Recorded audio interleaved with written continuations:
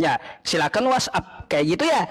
Jangan Anda waktu malam kayak gini ya bikin durasi itu terbuang gitu. Jangan sampai seperti itu. Karena apa? Yang kita buka setiap malam itu perbandingan agama, diskusi lintas agama ya, bukan diskusi untuk mengkaji kitab Tanbihul Mughtarin atau Aqidatul Awam. Bukan. Kalau Anda cari itu nggak nyambung ya, nggak nyambung. Ada waktunya kita kajian masalahnya. Si Nathan lagi lab sama tamu, teman-teman. Lagi lab sama tamu. Tunggu ya. Siapa lagi yang ada? Pak Regar, naikkan lagi. Iya, kan dia kan mau PK sama saya, kan dia cari koin. Nyari koin. Bentar ya, teman-teman ya.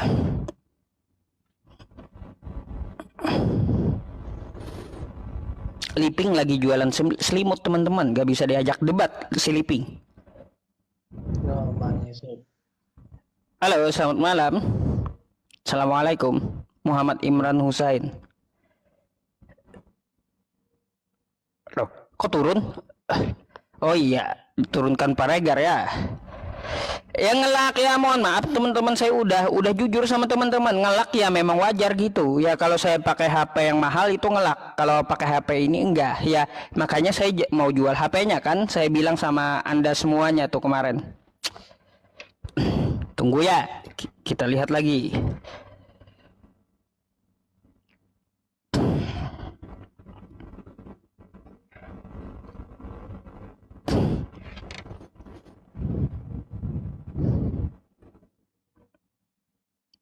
Ya kalaunya Edis ketemu saya pasti mencret lah Edis itu ya. Halo, selamat malam Mbak. Halo, selamat malam Mbak. Malam Mbak. Selamat malam. Malam. Kristen ya Mbak ya? Selamat. Islam Bang, Islam. Oh Islam, namanya si Hombing berarti marga itu ya? Hombing berarti. Iya. Kira-kira bentar ya Pak Regar, bentar.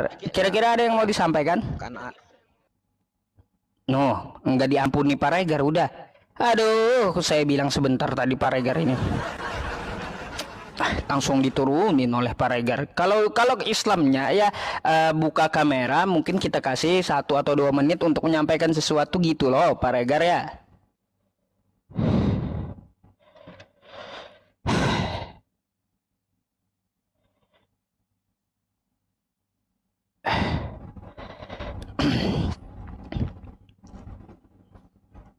Halo, selamat malam. Halo, selamat malam. Halo, selamat malam. Wah, jadi berhala teman-teman. Berhala, nggak ada penyembah berhala di sini ya, Pak ya? Nggak ada. Aduh. Bentar, saya lihat lagi tuh yang kohosan. Bentar ya. Edis udah jerah tadi ya. Anak-anak Melayu, Katolik Kukeren. Siapa ya itu nama Katolik Kukeren itu? Bentar. Ririn Antika Mans mengikuti saya. Oh kayak gitu. Gak ada. Naik lagi yang publik Pak Regar.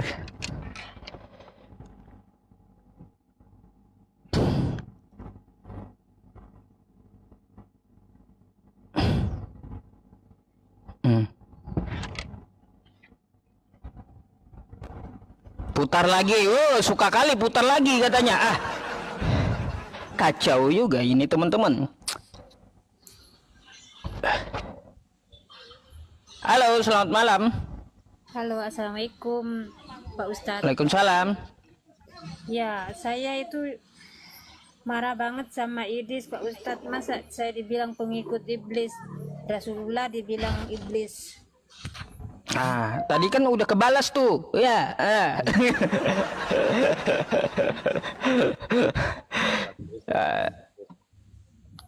Gimana? Terima itu sama Idris itu. Ya. Ya, kalaunya dari publik mungkin Edis tidak kenal gitu ya, naik ke tempat Edis lalu ngotot kayak saya, dia langsung kick pasti ya. Karena saya pakai co-host, dia nggak bisa kick saya, nggak bisa mute saya, ya kayak gitu cara lawan Edis. Jangan pernah naik ke tempat Edis. Udah dibilang juga dari kemarin-kemarin ya. Kalau Anda naik ya, Anda sama saja membuat kerusakan terhadap agama Islam. Ingat, satu koin yang diberikan ke Edis itu ada tanggung jawab Anda di akhirat nanti. Ingat ya, itu ya yang muslim. Oke. Gimana Pak Amsir? Pak Amsir Kristen Islam? Malam. Ya Kristen, Protestan. Oh Kristen, open cam dulu Pak. Iya. Ayo. Assalamualaikum Pak Haji. Waalaikum. Coba Bapak ini dulu. Open cam dulu. Ya. Oh dibuka. Oh iya iya. Oh iya, yang penting nggak buka celana gitu. Ayah, halo. Belum muncul. Saya cuma ingin bertanya sama Pak Ustadz. Nggak apa-apa open cam, nggak apa-apa. Nanya 10 Iya. kalau open cam nggak apa-apa Pak. Ya.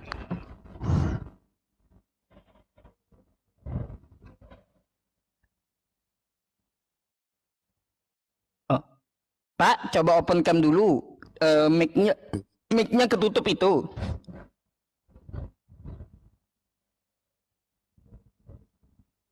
Halo Pak. Ya, halo.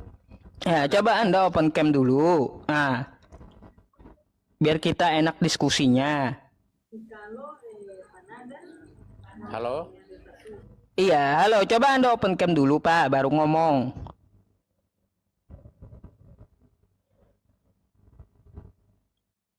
Nah, Bapak oke. Pak, dibuka mic-nya Pak. Thank you.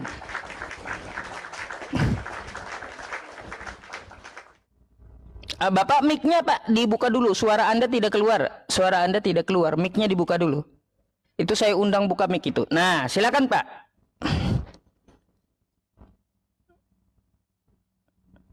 Nah, mic-nya ketutup Pak. Mic-nya ketutup, masih ketutup itu.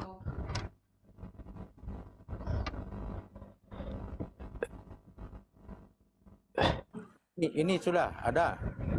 Ini suaranya ada. Coba mic kameranya dibuka juga. Kalau kameranya dibuka, mic-nya jangan ditutup. Nah, ya gitu. Silakan Pak.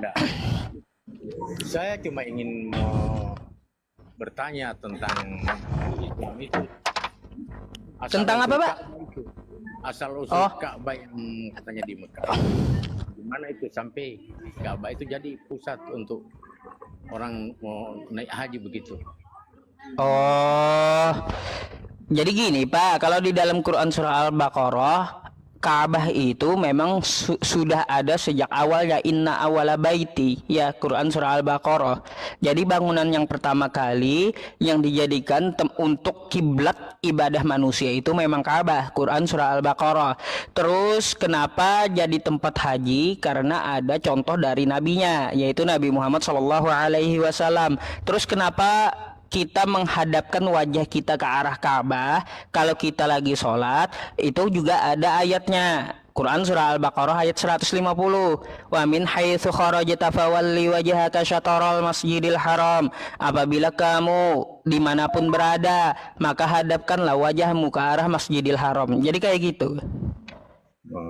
Tapi itu kan sebelum Islam sudah ada itu Ka'bah. Udah ada. Nabi Ibrahim saja cuma meninggikan, bukan membangun. Makanya saya bilang inna awala baiti. Saya bukakan aja dalilnya ya.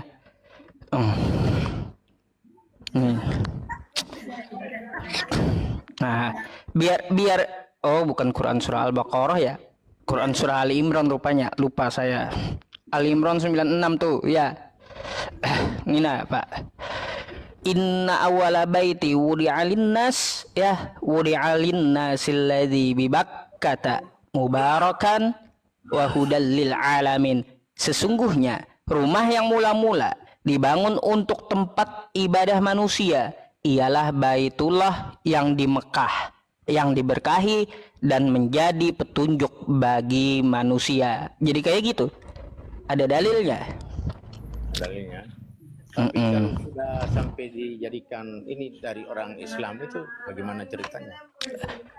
Sebenarnya gini Pak ya, sebelum Nabi Muhammad itu diutus, Ka'bah itu banyak orang menyembah berhala di sekeliling Ka'bah itu.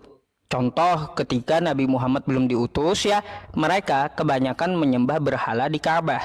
Itu orang-orang dari kafir Quraisy, orang jahiliyah. Lalu datang Nabi kami, ya, datang Nabi kami, dia hancurkan itu berhala. Karena ini tempat suci, tempat yang ditinggikan oleh Nabi Ibrahim.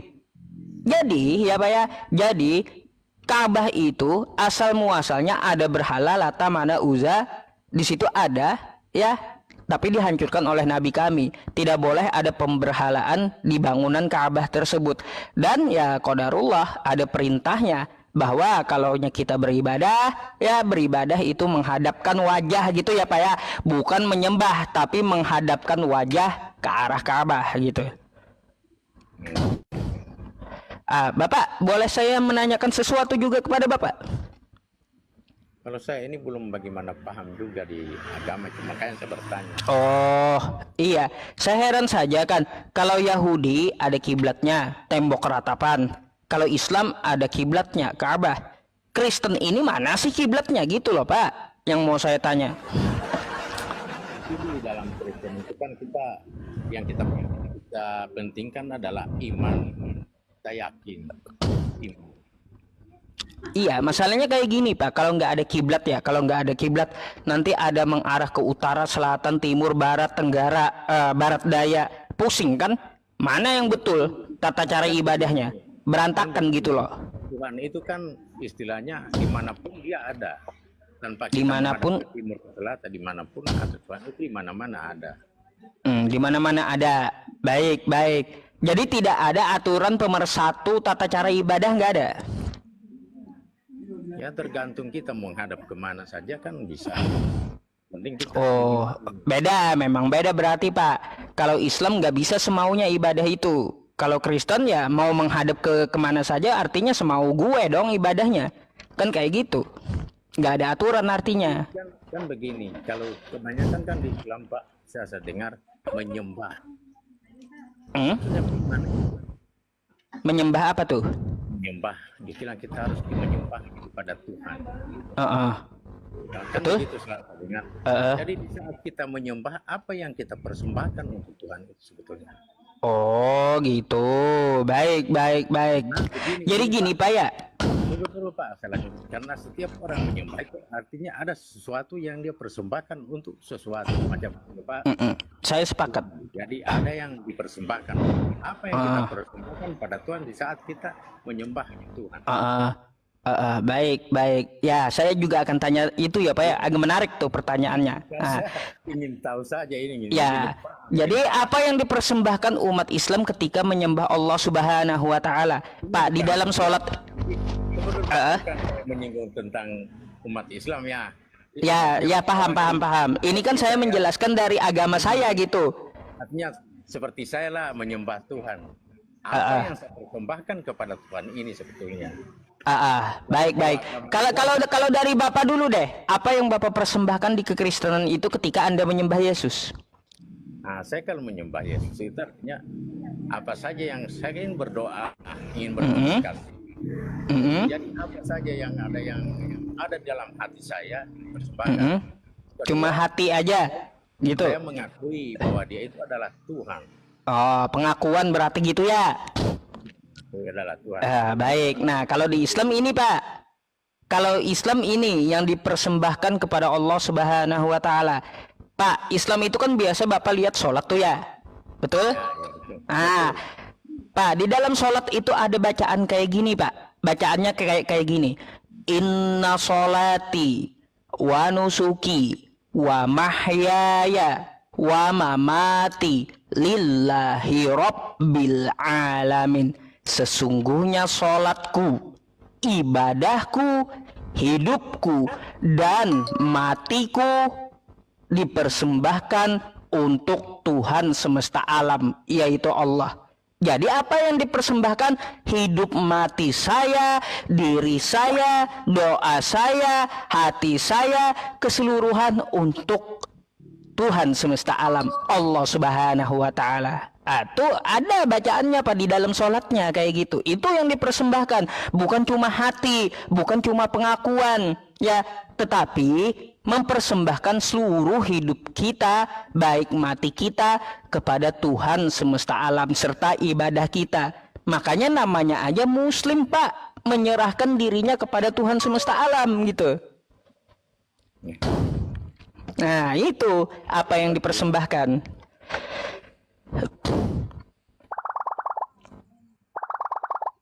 Nah apa itu Pak? Bunyi apa itu? Baru ada juga yang saya tanya lagi satu. Apa tuh? Begini. Seperti Isra Miraj. Bagaimana tentang cerita Isra Miraj? Panjang Pak. Ya, katanya Nabi Muhammad Isra dulu, baru Miraj ya. Isra kan diperjalankan. Nah, Kan kayak gitu. Miraj itu saya pernah baca katanya nanti pulang dari Mirajnya ada sholat. Oh itu ya memang di dalam peristiwa Isra Mi'raj itu ada dalilnya Pak, Quran surah Al-Isra itu ya. Nah, Miraj itu baru sholatnya ada. Tapi kayak gini Pak. Baru Isra dia sudah cerita sholat hingga di Masjidil Haram. Oh baik, kayak gini Pak. Apakah sebelum Isra Mi'raj ya, sebelum Isra Mi'raj Nabi Muhammad itu belum sholat? Jawabannya udah Pak ya. Karena perintah Allah Subhanahu wa Ta'ala terhadap para nabi dahulu itu adalah sholat. Contoh Nabi Musa melakukan ibadahnya 2 kali sehari. Terus Nabi Daud sudah melakukan selotah atau sholat kayak gitu. Terus Nabi Isa pun bersujud dan berdoa. Nah itu yang dilakukan oleh Nabi kami. Makanya Islam itu datang menggabungkan semua syariat yang telah dilakukan para nabi terdahulu. Quran surah Al-Maidah ayat 48 ya Pak ya. Ini dalilnya. Quran surah Al-Maidah ayat 48. Pada saat masanya nabi itu atau rasul itu diutus, dia mempunyai syariat masing-masing yang diturunkan kepadanya. Nah, jadi Nabi Muhammad sebelum Isra Mi'raj itu sudah melakukan sholat. Nah, kayak gitu. Sebelum ada perintahnya menghadapkan wajahnya ke Ka'bah, kemana? Arahnya ke Yerusalem. Kayak gitu. Kenapa? Kenapa kita sholat harus menghadap ke Ka'bah? Oh, karena ada perintah dari Tuhan memang ke situ gitu. Bukankah Tuhan tidak pernah dilihat? Kenapa dia memerintahkan? Kayak gini Pak ceritanya ya. Ceritanya kayak gini. Firman Tuhan sedang Tuhan tidak pernah dilihat. Nah, baik kayak gini. Kayak gini Pak. Nabi Muhammad SAW kan kita mengakui sebagai nabi dan rasul ya. Karena memang ada verifikasi dari Tuhan semesta alam, dia diturunkan wahyu. Nah, kayak gitu. Di mana dalilnya? Quran surah An-Najm. Ya, Quran surah An-Najm. Apa yang disampaikan kepada Nabi Muhammad melalui malaikat Jibril itu in huwa illa wahyu yuha, adalah wahyu dari Tuhan semesta alam. Nah, pada waktu itu Nabi Muhammad sudah melakukan sholat, tapi dia agak ke selatan sampai agak ke timur kayak gitu, agar kena Ka'bah dan kena Yerusalem. Kayak gitu. Asal mulanya dia sholat mengarahkan arah sholatnya bukan ke Ka'bah tapi ke Yerusalem. Kayak gitu Pak awalnya. Lalu Nabi Muhammad SAW ini selalu memperhatikan Ka'bah dan berkeinginan di dalam hatinya, semoga nanti suatu saat ya Allah memerintahkan kami untuk menghadapkan sholat kami ke arah Ka'bah. Akhirnya dikabulkan, makanya diturunkan Quran surah Al-Baqarah ayat 150. Wa min haitsu kharajta fawalli wajhaka syatral masjidil haram. Dimanapun kamu berada, maka hadapkanlah wajahmu ke arah Masjidil Haram. Itu perintahnya. Akhirnya berhenti menghadap Yerusalem, tapi dipusatkan ke Ka'bah. Gitu ceritanya. Lalu kenapa harus ke Ka'bah? Itulah perintah Tuhan. Apakah kita berani mempertanyakan perintah Tuhan? Kita juga diperintahkan dirikan sholat. Beranikah kita? Kenapa diperintahkan untuk mendirikan sholat? Kan begini, Kan enggak. Hanya begini. Saya juga ini kan punya, saya juga beragama. Cuma di samping saya mempertanyakan, apakah yang diajarkan oleh semua Alkitab itu betul-betul dari Tuhan berkata sendiri? Atau hanya Alkitab. manusianya? Dari Maksudnya Alkitab yang mana nih Pak? semua kitab itu saya belajar. Artinya apakah itu semua kitab itu diturunkan langsung dari Tuhan atau hanya manusia yang menciptakannya? Oh, baik, baik. Itu pertanyaan ateis jadinya, Pak. Kalau kayak gitu. Saya ingin tahu apakah yang kita bilang firman Tuhan pernah Tuhan berkata-kata, sedang Tuhan katanya tidak dilihat. Iya, betul. Saya bingung juga dalam menjalankan agama itu, Pak. Oh, bingung. Jadi begini, Pak. Jadi begini ya. Apakah itu betul perkataan Tuhan? Kan kayak gitu. Nah, Karena selalu bilang Pak. firman Tuhan di mana-mana itu firman Tuhan. Jadi ya Pak ya. Jadi begini. Coba kita lihat saja. Kalaunya itu firman dari Tuhan kepada para nabi, lalu kita jalankan menjadi baik, maka dapat dipastikan itu firman dari Tuhan semesta alam. Tetapi kalau firman itu dijalankan, disampaikan kepada nabi, lalu firman itu dikerjakan dan manusianya menjadi buruk, maka itu bukan firman dari Tuhan, tapi firman dari iblis. Iblis berfirman. Maksudnya hasutan dari iblis gitu. Bukan begitu. Maksud saya yang dimaksud firman Tuhan, adakah yang berhadapan langsung dengan Tuhan dan Tuhan berkata, inilah yang kusampaikan sama kalian. Oh, jadi begini Pak. Jadi begini. Tuhan Apakah ada yang pernah lihat Tuhan dalam Gini Pak. hidupnya manusia? Baik. Jadi begini Pak. Jadi begini. Ya, kalau Tuhan itu dapat dilihat, artinya dia sudah tidak adil, Pak. Kan sifat Tuhan itu salah satunya maha adil. Maha adil. Artinya dia adil kepada seluruh makhluknya. Nah, kalaunya Tuhan itu dapat dilihat oleh Nabi Musa pada saat di zaman Nabi Musa, sedangkan kita di zaman sekarang tidak dapat melihat Tuhan, di mana letak adilnya dia? Artinya, kalau dia nongol, itu jelas kagak adil udah, ya. Udah bertentangan dari sifat Tuhan tersebut. Artinya, Tuhan itu kagak nongol zatnya dari zaman Nabi Adam sampai hari ini kita diskusi. Kenapa dia tidak dapat dilihat? Karena dia maha adil. Nggak ada manusia dari makhluk ciptaannya yang melihat dia. Artinya dia adil. Yang saya pertanyakan, Pak. Kita selalu berdebat tentang Tuhan, biar satupun manusia yang hidup di dunia melihat Tuhan tidak ada. Bagaimana kita perdebatkan? Jadi kayak gini Pak ya. Jadi kayak gini. Kenapa kita mendebatkan Tuhan dan bagaimana cara kita mengetahui Tuhan itu betul menurunkan firman? Ya kita lihat aja ajaran dari para nabi sejak zaman Nabi Adam sampai zaman Nabi Muhammad sampai hari ini. Bagaimana ciri-cirinya yang dijelaskan oleh para nabi tersebut gitu. Bahwa Tuhan tidak dapat dilihat, dia bukan manusia, dia maha adil, dia maha kuasa, dia maha pengasih, maha penyayang. Jadi kalau ada keluar, bentar. Jadi ada kalau keluar dari sifat-sifat yang dijelaskan oleh para nabi tersebut, maka sudah dapat dipastikan itu bukan Tuhan. Kayak gitu, Pak. Artinya saya paham tentang jelasan Bapak. Cuma yang saya ingin tanyakan, orang sudah berdebat tentang Tuhan. Baru yang kita perdebatkan tidak ada satupun yang melihat. Walaupun dia ini firman-Nya, tidak pernah ada yang berkata-kata langsung begitu. Cuma kata. Oh iya. Iya, kalau Pak, saya udah sampaikan tadi ya, yang kita perdebatkan itu memang eksistensi yang tidak dapat dilihat. Kalaunya dapat dilihat bukan Tuhan. Artinya dia sudah mengingkari dari sifatnya, yaitu maha adil. Gak bisa Tuhan itu dilihat. Kalaunya dilihat dengan mata kita ya, dilihat dengan mata kita, saya jamin itu adalah pemberhalaan terhadap Tuhan. Kalaunya ya kita pengen melihat Tuhan, berarti sakti banget kita Pak. Kita ini manusia terbatas, penglihatan terbatas ya. Kita punya mata dan punya telinga. Mata kita mau lihat telinga kita aja nggak bisa. Gimana mau lihat Tuhan? Lihat yang di sampingnya aja kagak bisa gitu.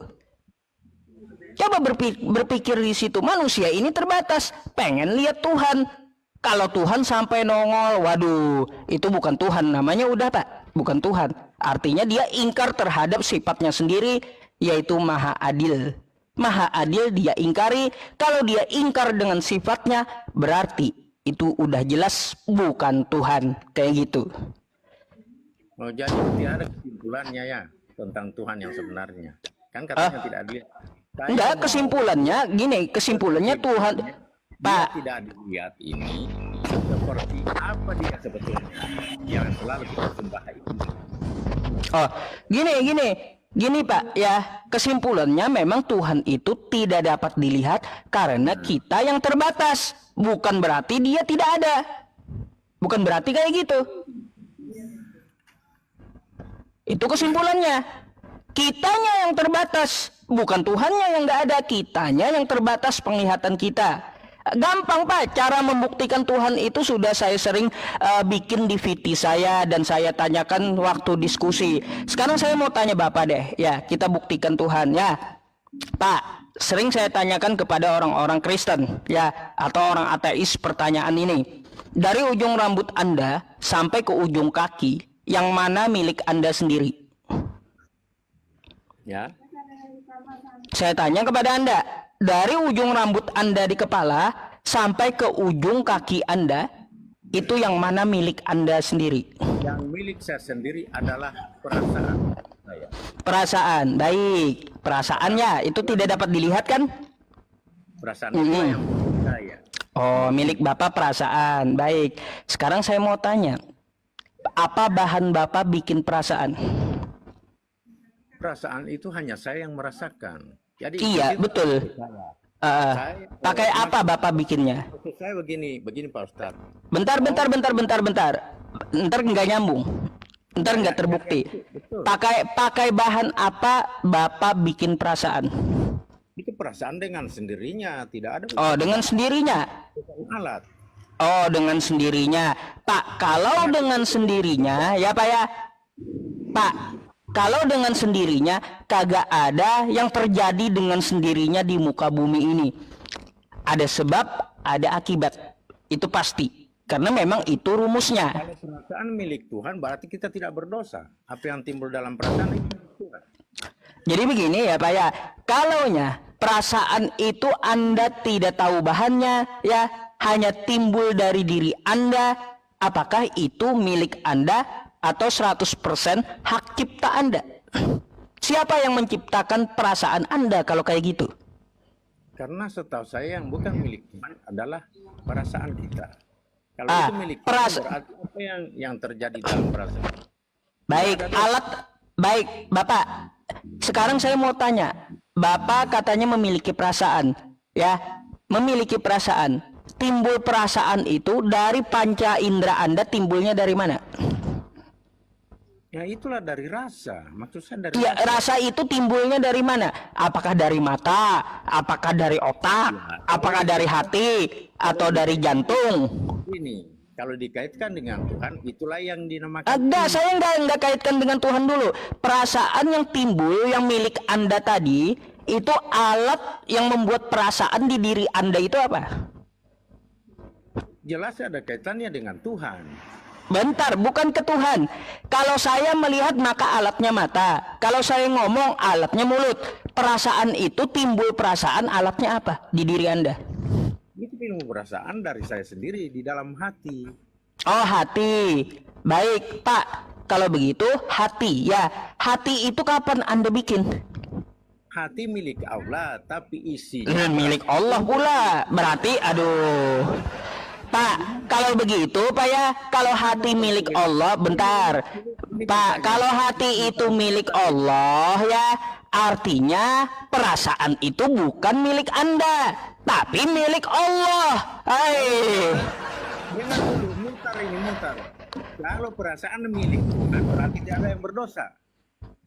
Apa hubungannya dengan dosa? Jika kan perasaan tidak enak, Kalau saya dihitung dosa, perasaan bahagia itu kan yang Tuhan. Nggak ada hubungannya dengan dosa. Dosa itu hubungannya dengan free will, kehendak bebas. Susah penjelasan Anda kalau begitu, hanya memihak sebelah. Bukan memihak sebelah. Setiap manusia itu sudah, Pak, gini ya. Setiap manusia itu, bentar dulu, Bapak berarti nggak ngerti penjelasan saya. Masalahnya kayak gini, Pak. Setiap manusia itu diberikan adil oleh Tuhan, gitu ya. Adil oleh Tuhan. Bapak ntar nggak ngerti, Pak. Setiap manusia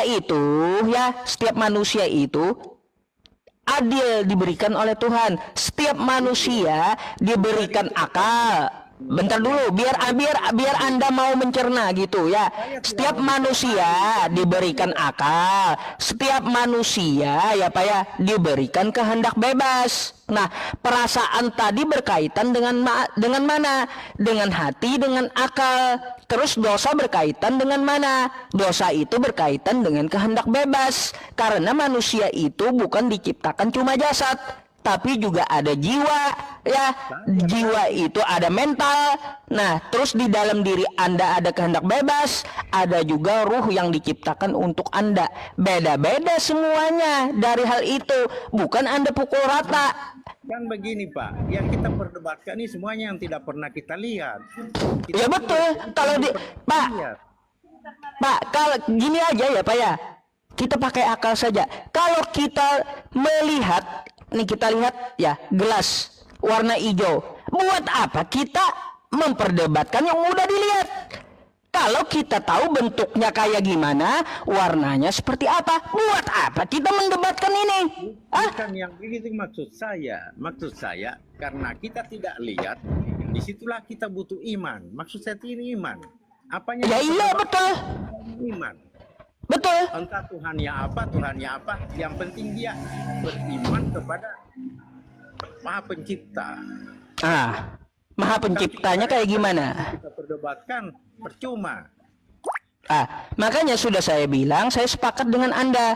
Yang kita perdebatkan itu tidak dapat dilihat. Kalau dapat dilihat, ngapain kita debatkan? Yang bisa menjawab semuanya itu iman. Makanya saya bilang, agama apapun itu, kalau mendalami agama, tapi kalau tidak mendalami iman, cuma keterangannya banyak, isinya nol. Baik, saya tanggapi. Yang menjawab itu bukan iman. Yang menjawab itu bukan iman, tapi yang menjawab itu akal. Akal dengan iman beda, Pak. Makanya itu beda, saya tahu. Yang menjawab itu bukan iman, tapi akal. Kenapa saya bilang akal? Iman itu keyakinan. Karena banyak begini. Contoh ini, dengan setiap orang mendalami dalam agama, tapi tidak bisa membuktikan sesuatu. Oke, baik.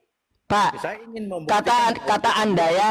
Dengar dulu Pak, kalau dia memang mengerti tentang Allah, dia bisa membuktikan yang ini bisa jadi. Semuanya tidak ada. Itu pakai apa Pak? Semuanya. Pakai apa membuktikannya itu pakai apa? Membuktikan banyak pembuktiannya seperti. Enggak, itu pakai apa di panca indera Anda pakai apa? Kok Anda muter sendiri? Coba dengar dulu, jangan mau menang sendiri. Makanya orang Kristen. Bukan, Anda yang mau menang sendiri. Ketika saya dengarkan penjelasan Anda, saya pertanyakan itu pakai apa? Anda malah nyerocos yang lain-lain gitu. Jangan nggak nyambung biar Anda paham apa yang Anda bicarakan. Makanya saya pertanyakan langsung. Kita interaktif aja. Coba begini Pak, sebentar. Anda berarti nggak paham pertanyaan saya. Ya, kata Anda yang menjawab itu iman. Oke, ya. Iman kata Anda. Kata saya jawabannya yang mencerna Tuhan itu bukan iman, tapi akal. Ya. Nah, sekarang saya mau tanya, gimana cara ya iman Anda mengetahui Tuhan itu kayak gimana? Iya, saya jelaskan. Kalau hanya kita ambil dengan akal, Pak. Akal manusia, akal itu berarti sudah manusia. Akal manusia itu terbatas. Yang mengetahui Tuhan itu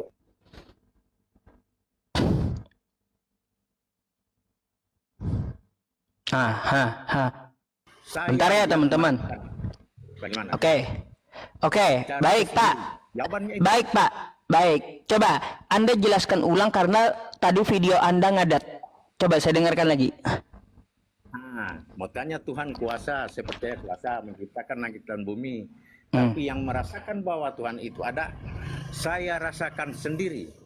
Bagaimana nikmatnya, itulah yang saya rasakan. Itu jawabannya. Baik. Makanya itulah imani. Baik, Pak. Kata Anda Tuhan itu kuasa menciptakan langit dan bumi, itu pakai akal atau pakai hati mengetahuinya, Pak? Itulah saya bilang Tuhan menciptakan. Kan pusing sendiri. Tidak ada satupun yang tahu. Kita ini Makanya Pak, saya bilang ya, sebelum beriman itu berakal. Cara mengetahui Tuhan itu akal, bukan iman. rasa. Kalau cuma akal, yang namanya akal. Oh, kalau gitu Pak ya, kalau iman, Pak bentar, kalau iman ya. Sekarang saya mau tanya, orang gila itu dia kehilangan akalnya. Gimana dia cara mengetahui? Bentar. Anda jangan mau menang sendiri ya. Orang gila akalnya hilang, bagaimana cara dia mengetahui Tuhan kayak gimana? Coba Anda jawab. Orang gila itu akalnya hilang kan? Dia akalnya hilang. Gimana cara dia mengetahui Tuhan kayak gimana? Saya butuh isinya. Kalau cuma keterangan saya tidak mampu yang begitu. Loh, iya, karena Anda kan menjawab iman, bukan akal. Sekarang saya tanya, orang gila hilang akalnya, gimana dia cara mengetahui Tuhan? Begini Pak ya. Gimana? Dijawab dulu. Dengar dulu. Di dalam manusia itu sudah mempunyai kesadaran tingkat tinggi. Bukan kesadaran, bukan yang saya tanyakan itu, bukan itu. Itu yang maksud Bukan itu. Kita langsung to the point aja. To the point aja. Ini level-level bawah di dalam Islam ini syariat saja ini. Saya tidak butuh itu. Loh, Pak, yang namanya marifat itu hanyalah salah satu ilmu dari syariat. Ingat itu. Tidak, syariat itu aturan. Pak, marifat itu adalah ilmu paling rendah dari syariat. Oh, tidak ada Pak. Kalau begitu, sebagai orang Islam hanya menguasai syariat, makanya Bapak begini terus. Baik, Pak. Setiap orang berdebat, Bapak tidak mengakui keyakinannya. Padahal di dalam Quran yang merasakan Tuhan itu kita sendiri. Apa yang kita rasakan itulah betul. Baik, bukan orang baik. yang bilang. Orang Baik, saya tanggapi ya, Pak ya. Nih, saya kasih tahu Anda. Di dalam marifat awal itu awal agama marifatullah, mengenal Allah, belum mengenal syariat, belum. Makanya marifat itu adalah paling rendah ilmu dari syariat agama Islam. Ingat itu. Bagaimana paling rendah ilmu? Orang-orang spiritual bagaimana pakai syariat? Iya, orang-orang spiritual itu dia harus mengetahui dirinya dulu. Kalau dia mengetahui Tuhannya, man arofa nafsahu, arofa robbahu. Maka kalau kamu kenal dirimu, maka kamu akan kenal Tuhanmu. Makanya kata Imam Izzuddin Abdissalam, bentar saya jelaskan. Anda kan bukan Islam, jadi Anda nggak tahu. Makanya saya ajarin tentang marifat gitu. Bukan katanya sahabat-sahabat Nabi, saya tidak percaya itu sahabat. Coba. Makanya kalau Anda bukan Islam ya jangan ngotot, biar saya ajarin dulu. Marifat itu di dalam agama Islam adalah ilmu paling rendah dari syariat agama Islam.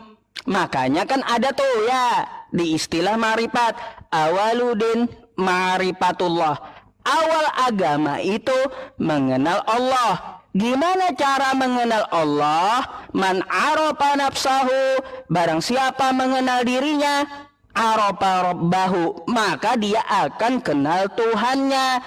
Makanya kata Imam Izzuddin Abdissalam, ilmu ma'rifat itu adalah salah satu cabang dari ilmu syariat. Jangan Anda mengaku ma'rifat paling tinggi, mimpi. Ya, mimpi. Spiritual, dia lebih tinggi daripada makanya ya Pak ya. Dengar dulu, saya tahu saya bukan Muslim, tapi saya tahu orang yang sudah memahami spiritual, dia tidak perlu aturan ini, karena dia ingin hubungan ini dengan perasaannya sendiri. Kalau masih ini aturan ini, itu aturan. Dia tidak perlu aturan, dia maunya kalau A, B. Inilah teman-temannya nih ya. Saya kasih tahu inilah cara orang salah memahami. Ya. Bapak Teman-teman, bentar Bapak, bentar. Anda jangan ngotot karena itu ajaran dari spiritual kan? Ya, dalam agama ya kita harus mengetahui spiritual kita lebih dulu, diri kita lebih dulu. Bagaimana cara kita mengetahui diri kita? Maka ada namanya tarekat, jalan ya. Agar kita paham awal kejadian diri kita. Tuh namanya tarekat. Maka dari itu kalau dia sudah menjalani tarekat, baru dia jalankan perintah dari Tuhan semesta alam. Syariatnya seperti apa? Maka kalau orang bersyariat serta bertarekat tapi dia tidak berhakikat dan dia tidak bermarifat, maka dia disebut zindik. Tuh ya. Terus kalau dia bermarifat dan berhakikat tapi dia tidak bersyariat dan tidak bertarekat, maka dia disebut fasik.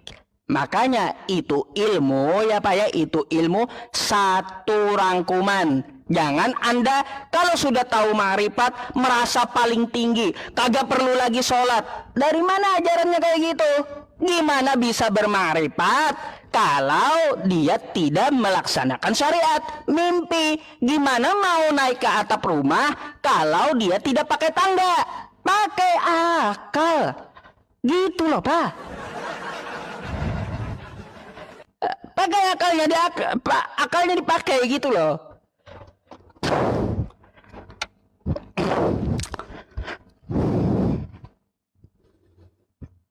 Coba mic-nya dibuka lo Pak.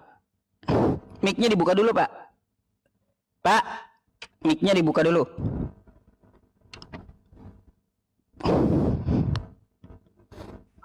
Mic-nya Bapak. Ya. Begini, Pak. Saya mau mundur bukan saya tidak mampu berdebat, tidak. Saya bicara, saya bisa membuktikan bahwa Tuhan ada, saya bisa melakukan sesuatu dan bisa dilihat orang. Sedangkan kalau kita baru mencari kata-kata, pintar ngomong, tapi kita tidak bisa membuktikan. Kebanyakan begitu saya lihat. Saya bisa saya buktikan banyak orang. Saya buktikan ini seperti ini, jadi ini. Lihat. Jadi apa? Banyak. Orang sakit. Gimana? Salah satunya? Orang kesurupan tidak perlu saya baca, angkat tangan saja sembuh. Keluar. Terus? Lari semua setan. Terus? Biasa lihat orang baca kesurupannya tidak mau hilang. Jadi makanya hanya keterangan yang banyak. Saya butuh isi. Iya Pak. Itu juga antara dua. Kalau Anda ingin menyembuhkan orang kesurupan antara dua. Kalau Anda ya antara dua. Pertama, kalau Anda tidak sejenis dengan setan, karena orang yang bisa bentar. Karena orang yang bisa mengusir setan cuma dua. Setan itu sendiri yang lebih pangkatnya tinggi atau manusia yang dia dekat dengan Tuhannya. Cuma dua. Kalau macam Bapak punya pendapat kan setan sendiri. Bukan pendapat, itu pelajarannya kayak gitu, Pak. Begini, Pak. Masa saya ajarin melulu, Bapak? Astagfirullah. Gimana saya mau ajarin Bapak, saya agak rendah pemahaman nih, Bapak diajari. Saya mengerti. Aduh. Makanya Pak, kalau Pak, saran saya ya, Pak, makanya kalau Anda, bentar, saya sampaikan kepada Anda. Di dalam agama Islam itu Bapak ya, ada namanya sanad ya. Nah, Anda ikuti sanad ya, karena apa? Sanad itu bagian dari agama. Al-isnad minad din. Sanad itu bagian dari agama ya. Walau lal isnad, apabila dia tidak bersanad, laqala man syaa ma syaa, maka dia akan mentafsirkan agamanya sesuai kehendaknya sendiri. Makanya itu kan ada kaidahnya dari ulama kita, man laisa lahu syaikh, apabila dia tidak berguru, fa syaikhuhu syaiton, maka gurunya adalah setan. Makanya saya bilang, kalau Anda ya bisa menyembuhkan orang kesurupan hanya memakai angkat tangan antara dua. Kalau Anda berguru dengan ulama yang bersanad, maka insya Allah itu bantuan dari Allah. Tapi kalau Anda tidak berguru, memakai pemikiran Anda sendiri, itu namanya dari setan. Ya, nah kayak gitu.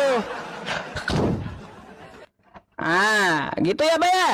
Pesan saya tuh kepada Anda, jangan Anda ngakunya ahli ma'rifat. Kalau Anda ngaku ahli ma'rifat sama saya, akan saya ajari balik Anda.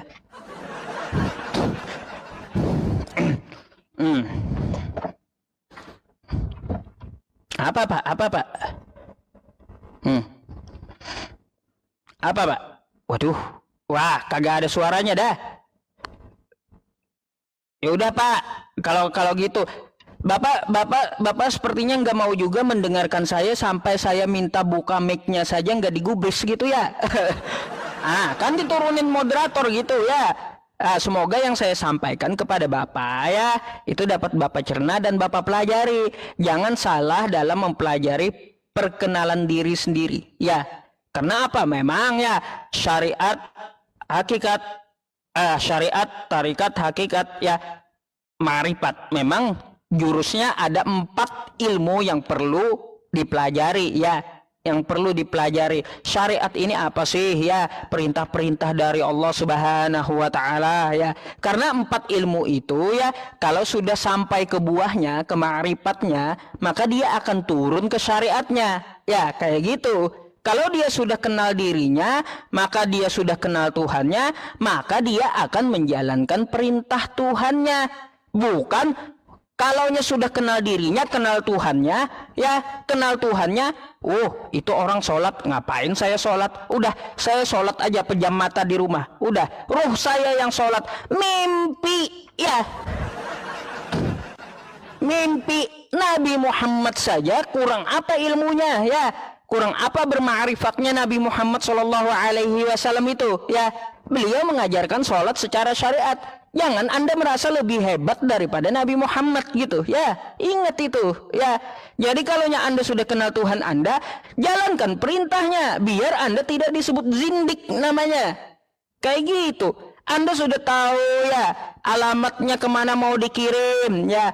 Terus ibadah Anda untuk siapa, eksistensinya seperti apa, sudah tahu karena Anda mengenal diri Anda, maka jalankan perintahnya. Jangan sementang-mentang udah tahu, saya kenal dengan Tuhan saya, dengan Allah Subhanahu wa taala. Saya sudah mempelajari tentang masalah awaludin ma'rifatullah, awal dari diri saya kayak gimana. Jadi kagak perlu lagi sholat dong. Udah tidur aja ya, udah dianggap sholat. Mimpi ya.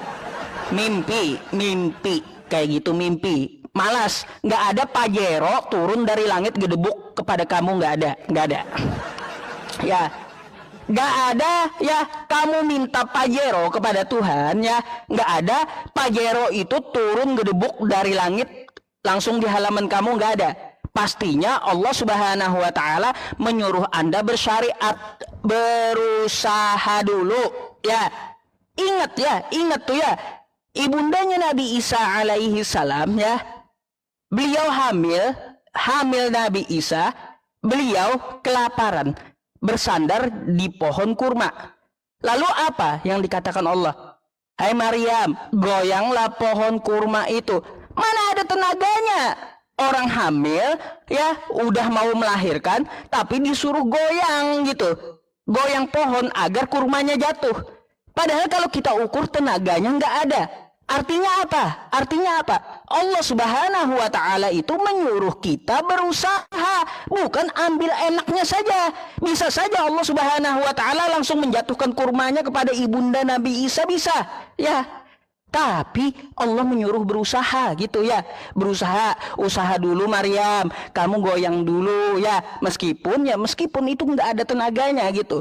Gugur, jatuh kurmanya. Artinya Tuhan menyuruh kita bersyariat. Ingat itu. Terus Nabi Musa memukulkan tongkatnya ke laut, ke pantai. Emangnya tongkat itu bisa apa? Bisa aja Allah Subhanahu wa taala langsung belah lautannya untuk Nabi Musa. Bisa. Tapi apa? Allah Subhanahu wa taala menyuruh Nabi Musa untuk bersyariat. Pukulkan tongkatnya. Itulah namanya syariat ya. Bisa saja Allah itu langsung belahin gitu lautnya. Bisa, ya, bisa. Tapi Allah menyuruh untuk berusaha, bersyariat. Ya, kayak gitu. Ingat, Kata Imam Izzuddin Abdissalam, ingat ya, bahwa ma'rifat itu adalah salah satu cabang ilmu dari syariat. Jadi kalau Anda mempelajari tarikat, mempelajari hakikat, lalu Anda sudah mengambil buahnya ya, mengambil buahnya ma'rifat, maka itu hanyalah satu ilmu dari syariat Islam. Ingat itu. Imam Izzuddin Abdissalam siapa yang kenal? Beliau adalah rajanya para ulama gitu ya teman-teman. Jadi seperti itu penjelasannya. Jangan Anda merasa hebat gitu. Kalaunya sudah, saya sudah mencapai makom ma'rifat. Wah, bukan kayak gitu kawan ya, bukan kayak gitu. Nggak ada Pajero gedebuk ke halaman rumah kamu, nggak ada.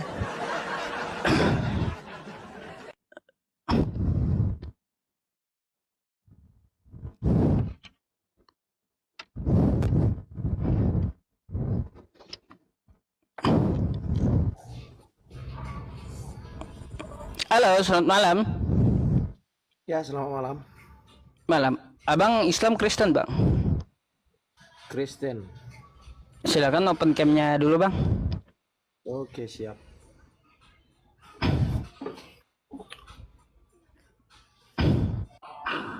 Itu Silakan. Apa yang mau kita diskusikan? Silakan. Allah bukan Yesus. Ya, Allah bukan Yesus. Ya, berarti ada hubungannya dengan agama Kristen kan gitu ya kan? Ada. Memang yang saya buka ini perbandingan agama gitu. Ya. Gimana? Pertanyaan saya gini. Kenapa agama Anda itu selalu mengkait-kaitkan dengan agama Kristen gitu loh? Baik, saya jawab dulu ya, Bang ya. Bang Charles ya. Jadi bukan agama Islam yang mengkait-kaitkan dengan Kristen, tapi Kristen yang mengkait-kaitkan dengan Islam. Kayak gitu. Contoh ya, ini saya kasih. Bentar, saya kan menjawab ya. Dengarkan dulu jawaban saya. Jadi bukan Islam yang mengkait-kaitkan dengan Kristen, tapi Kristen yang ingin mengkait-kaitkan dengan Islam. Contoh ya, nih sesuai judul. Ya, ini saya kasih dasarnya. Saya kasih dasarnya ya. Contoh nih, kosakata Allah dipakai Kristen ya di dalam kitab mereka. Padahal di kitab aslinya nggak ada kosakata Allah. Ini mau mengaitkan dengan Islam, udah Kristennya. Itu yang pertama. Yang kedua, ya dasarnya. Contoh, Kristen menamakan namanya Alkitab ya dari kitab suci mereka. Sedangkan Alkitab itu adalah nama lain dari Al-Quran. Nggak ada di teks aslinya dari pihak Kristen, nama Alkitab itu nggak ada.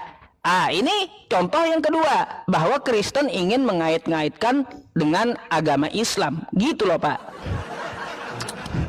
Jadi pertanyaan saya gini. Anda bilang Allah tidak ada di Alkitab Kristen. Pertanyaan saya gini aja, simpel aja, nggak usah banyak. Siapa agama yang terlebih dahulu siapa sebelum Yahudi. Islam? Yahudi. Agama yang lebih dulu itu Yahudi. Tahu nggak Anda artinya Kristus itu? Kristus. Kristen itu Kristen. ya Pak ya, bukan ya, Kristen itu bukan agama. Itu adalah organisasi dari organisasi dari anti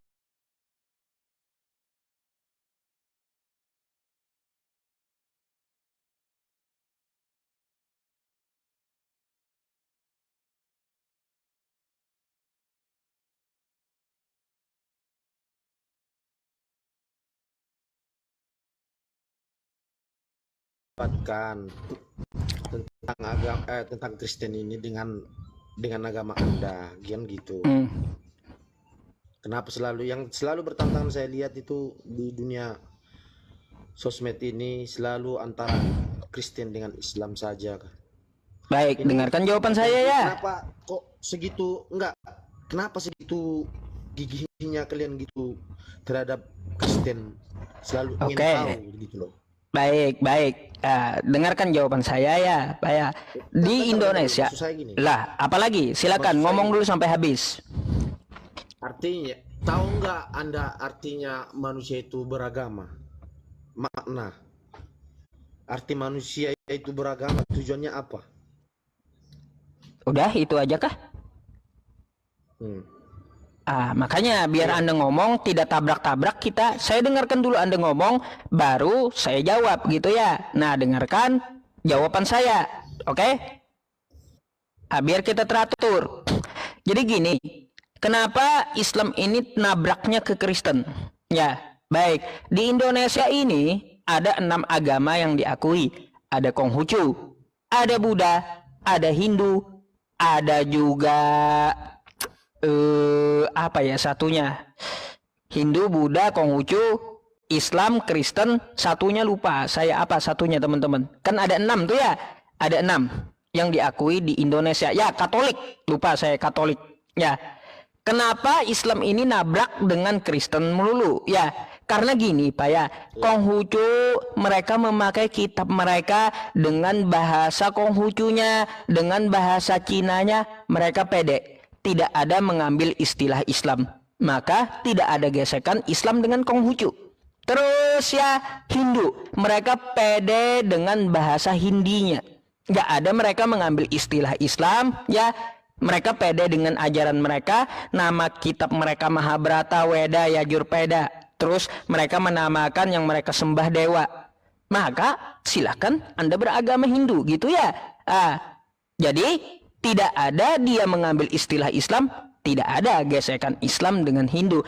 Tapi Kristen ini yang dari Yunani menamakan Tuhan mereka Allah, terus kitab mereka Alkitab. Ini nama-nama istilah yang diambil dari agama Islam. Nah, maka terjadi terus gesekan ya, gesekan antara Islam dengan Kristen. Kenapa begitu gigihnya umat Islam selalu bergesekan dengan Kristen? Karena umat Islam menuntut hak mereka balik. Kayak gitu Pak. Nah, kenapa terjadi pergesekan hanya dengan Kristen?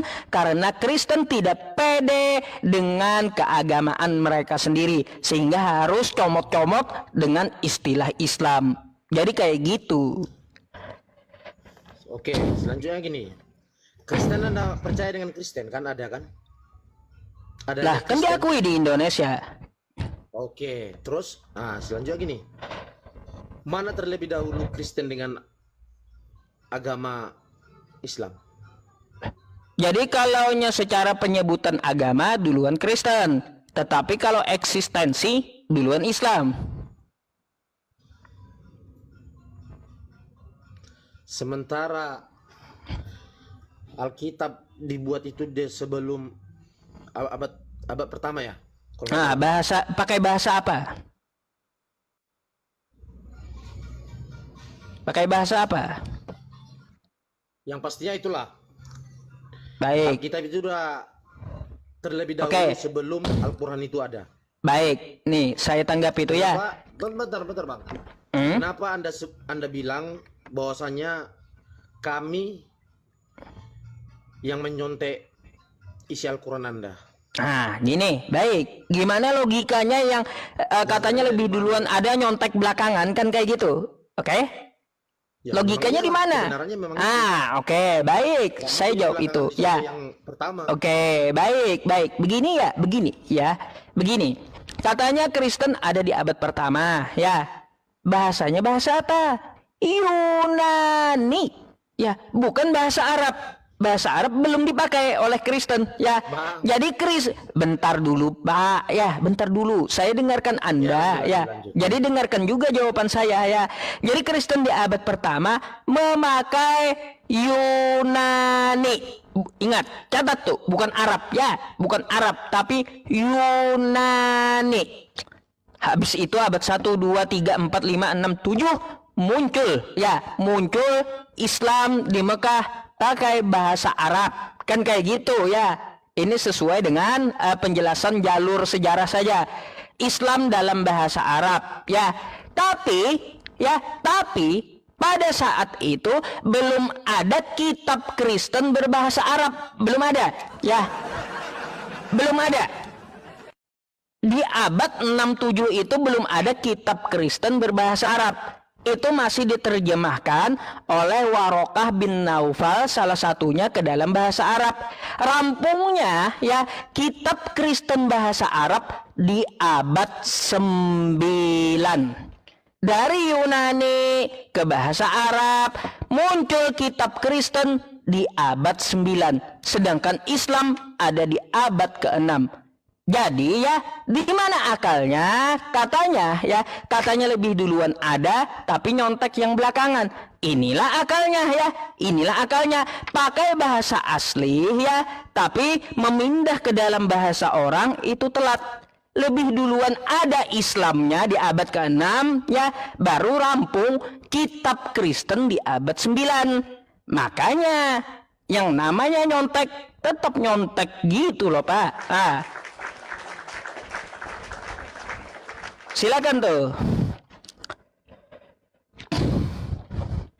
Buka dulu mic-nya, Pak. Pak, mic-nya nggak kebuka. Silakan. Apa hubungannya dengan bahasa? Tuhan itu kan semua tahu. Dia kan maha tahu, maha segalanya. Ya, baik. Apa hubungannya dengan bahasa? Dia maha tahu, maha segalanya. Kenapa nggak pakai bahasa Yunani aja Kristen Indonesia kalau kayak gitu? Loh, itu kan ada di Indonesia itu kan pengertiannya artinya digunakan dengan bahasa nasional Indonesia. Oh salah Pak. Kenapa harus pakai Yunani? Karena ada memperjemahkan itu. Oke, baik kalau Anda minta terjemahan pun ya Pak ya. Kita kan di Indonesia mana mengerti kita tentang dengan bahasa Yunani. Jangan merokok Pak. Kalau rokok ini kena sama TikTok. Iya. Maaf dulu tentang Anda, bukan kita ini kan hanya bertukar pendapat. Iya, tukar pikiran. Silakan Anda ngomong dulu, nanti saya tanggapi. Kenapa Islam itu hanya selalu ditetapkan dengan bahasa Arab gitu? Apa Tuhan itu tidak mengerti dengan bahasa-bahasa lain? Sedangkan bahasa batin aja bisa dipahami. Kita berdoa aja dia pahami. Apa semua yang beragama Kristen itu harus memakai bahasa Yunani baru Tuhan itu mengerti? Kan tidak kan? Udah? Dia maha pencipta. Yang diciptakan di dunia ini beragam umat manusia. Kan gitu. Udah. Saya tanggapi ya. Oke, baik begini. Kata Anda Tuhan itu kan paham seluruh bahasa. Baik, saya sepakat gitu. Kalau paham seluruh bahasa, kenapa Kristen tidak memakai bahasa asli kitabnya? Bahasa Yunani saja. Itu yang pertama ya. Meskipun bahasa Yunani di Indonesia, bentar Bang. Tadi saya dengarkan Anda gitu. Ya, silakan Anda tanggapi biar kita teratur gitu ya. Karena sesuai dengan narasi Anda Tuhan itu paham segala bahasa, saya oke tentang masalah itu. Nah, kenapa Kristen tidak memakai bahasa Yunani saja di Indonesia? Kata Anda ini kan di Indonesia, kan sudah ada yang menerjemahkan. Baik, terjemahkan saja dari bahasa Yunani ke bahasa Indonesia. Jangan ke Yunani larinya ke Arab gitu, dipakai di Indonesia. Contoh bahasa Yunaninya Theos diterjemahkan ke dalam bahasa Indonesia itu dewa. Kenapa jadi Allah di Kristen? Ngapain arahnya ke Arab? Nah itu yang pertama. Terus apostolos. Ya, bahasa Yunaninya apostolos diterjemahkan ke Indonesia seharusnya utusan. Kenapa jadi ke Arab, jadi rasul? Nah itu yang kedua. Belum lagi yang lainnya, parakletos. Belum lagi yang lain juga Uranus atau Parades. Banyak tentang masalah itu ya. Jadi setidaknya kalau bahasanya Yunani terjemahkan ke dalam bahasa Indonesia yang betul gitu. Dalam bahasa Indonesia. Jangan bahasanya Yunani terjemahannya ke Arab lalu dipakai ke Indonesia. Nggak nyambung jadinya. Nah gitu. Coba silakan Anda tanggapi.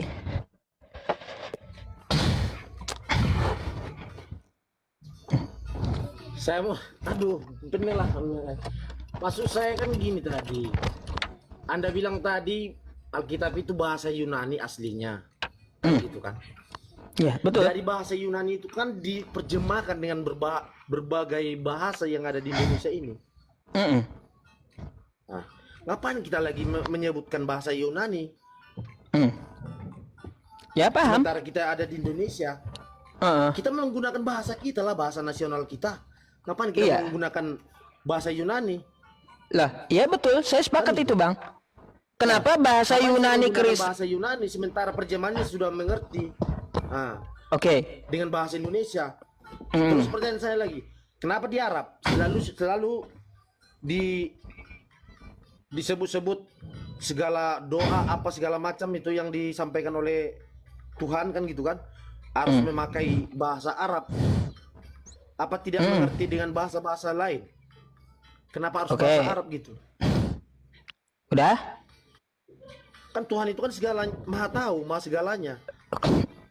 Iya, betul. Tadi kan udah saya Terus? sampaikan begitu sama Anda.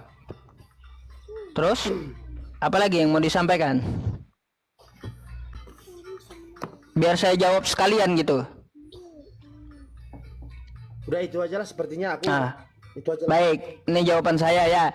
Apakah Tuhan hanya paham bahasa Arab? Jawabannya tidak. Tidak ada juga larangan berdoa dalam bahasa Indonesia. Tuhan pun paham bahasa Indonesia. Oke? Kenapa kami Islam selalu pakai bahasa Arab? Karena ada alasannya. Al-Quran kami berbahasa Arab. Nabi kami berbangsa Arab. Yang mengajarkan berdoa juga Nabi kami yang berbahasa Arab. Maka ketika kami ibadah pun juga memakai bahasa Arab. Karena diajarkan oleh Nabi kami memakai bahasa Arab. Ya, Sallu kama ra'aitumuni usolli. Ya, jadi kami memakai bahasa Arab punya dasar gitu. Ya, kalaupun saya mau balikan ke Kristen, ya, balikan ke Kristen, Yesus itu kesehariannya pakai bahasa Aramaik. Kan seharusnya kalau mau yang sama, kita pakai bahasa Aramaik, Kristen di Indonesia.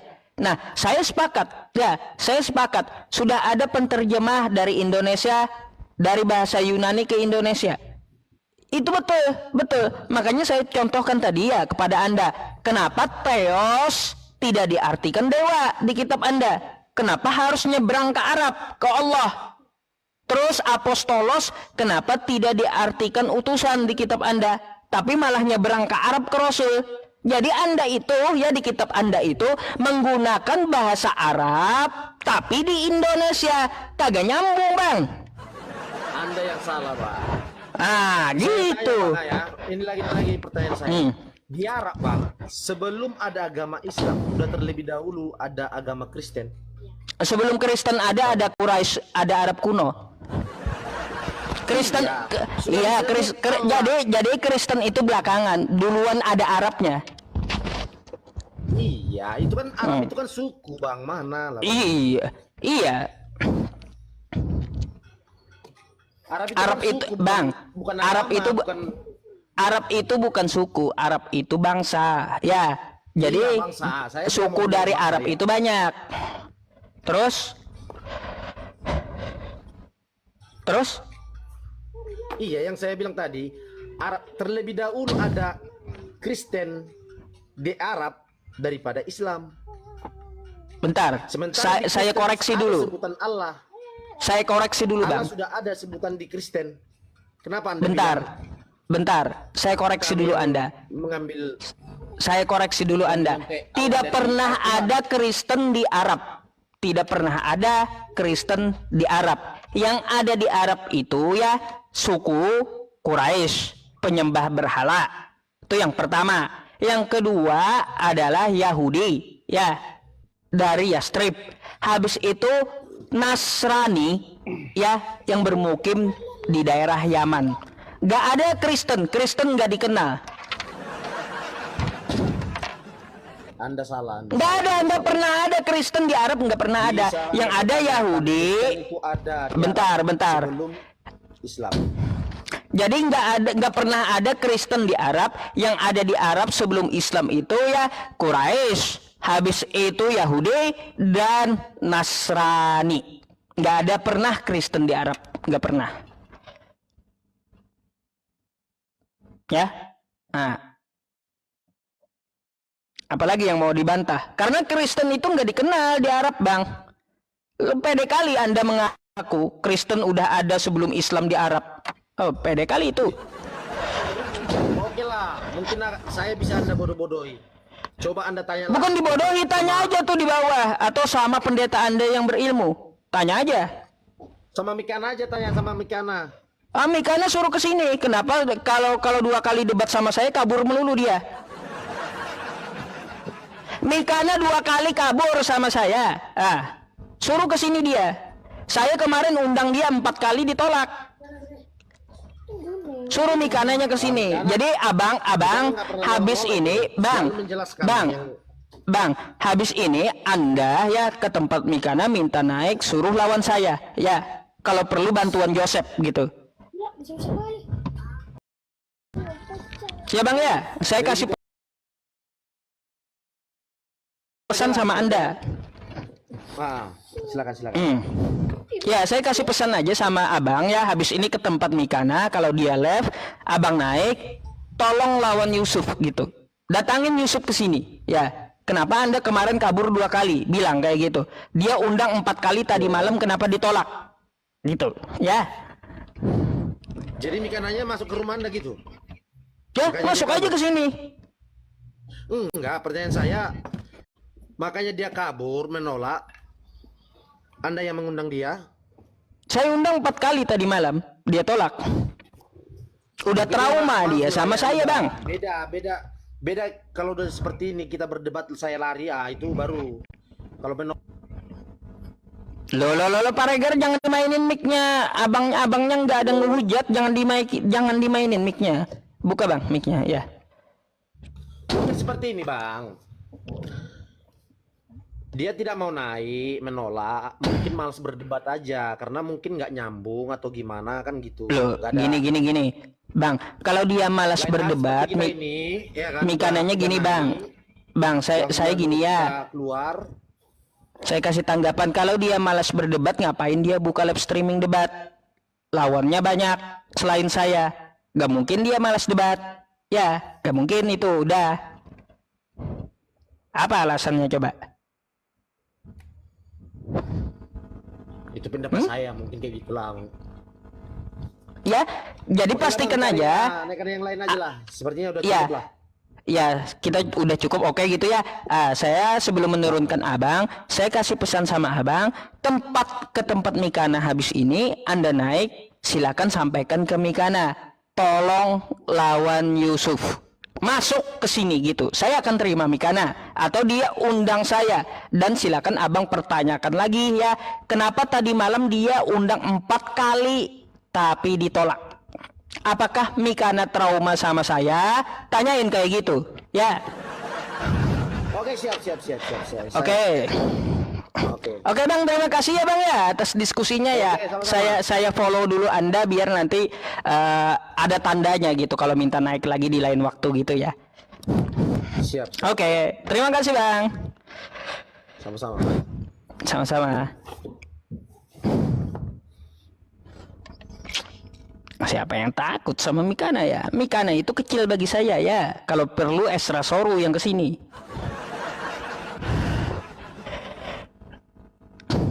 Ya, kalau perlu Esra Soru gitu yang kesini. Bentar Pak Regar, bentar.